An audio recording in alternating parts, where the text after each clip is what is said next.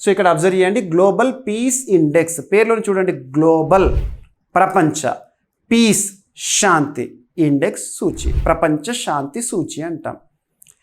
ఏ దేశంలో అయితే శాంతి పరిస్థితులు నెలకొంటున్నాయో, ఏ దేశాల్లో అయితే పీస్ అనేది అద్భుతంగా ఉంటుందో, ఏ దేశాల్లో అయితే యుద్ధ పరిస్థితులు కానివ్వండి, యుద్ధమే కనబడదో అటువంటి దేశాలు ఈ సూచీలో టాప్ పొజిషన్లో నిలుస్తాయి. గుర్తుంచుకోండి. ఇక్కడ అబ్జర్వ్ చేస్తే వార్తలో నిలిచిన సూచీ పేరు గ్లోబల్ పీస్ ఇండెక్స్, ప్రపంచ శాంతి సూచి 2025. కంప్లీట్ గుర్తుంచుకోండి. ఎగ్జామినేషన్లో మిమ్మల్ని కన్ఫ్యూజ్ చేయడానికి గ్లోబల్ పీస్ ఇండెక్స్ 2024లో భారత్ స్థానం ఎంత అలా అడుగుతారు. సో హాల్లో మనం కన్ఫ్యూజ్ అయ్యే అవకాశాలు ఉంటాయి. కాబట్టి చదివేటప్పుడు క్లారిటీ చూడండి. సో వార్తలు ఇచ్చిన సూచి పేరు. మరి సూచిని ఏ సంస్థ రిలీజ్ చేస్తుంది? ఇక్కడ చూడండి, institute for economics and peace. ఇటువంటి సూచీలు నివేదికల గురించి చూస్తున్నప్పుడు అఫీషియల్ వెబ్సైట్లో నుండే డేటా తీసుకోవాలి. Institute for economics and peace ఈ సంస్థ సేమ్ ఇదే కవర్ పేజ్ ఇలా ఒక రిపోర్ట్, ఒక సూచి, ఒక బుక్లెట్ని రిలీజ్ చేసింది. అదే ఇప్పుడు మనం డిస్కస్ చేస్తున్నాం, institute for economics and peace. మరి ఆ సంస్థ యొక్క ప్రధాన కేంద్రం ఎక్కడ?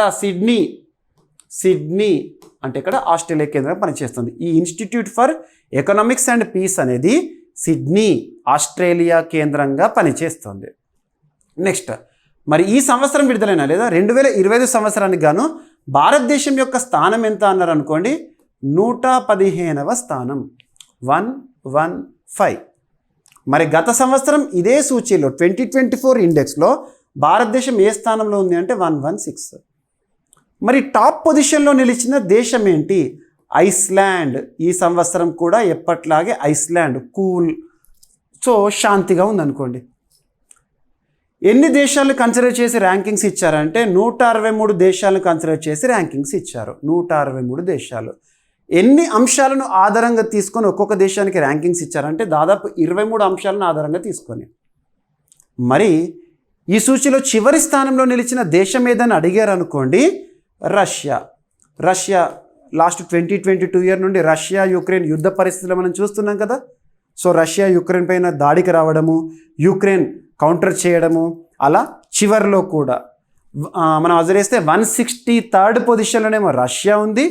దానికంటే ముందు కొంచెం పై పొజిషన్లో 162nd పొజిషన్లోనేమో యుక్రెయిన్ ఉంది. మొత్తం 163 దేశాలను కన్సిడర్ చేసి ర్యాంకింగ్స్ ఇచ్చారు.